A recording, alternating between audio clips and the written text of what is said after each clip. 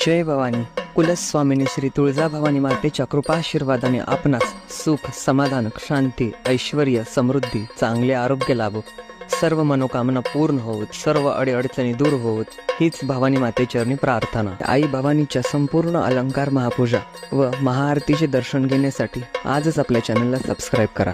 नमो आदिमाया भगवती अनादि सिद्धी मूळ प्रकृती महालक्ष्मी त्रिजगती बया दार उघड.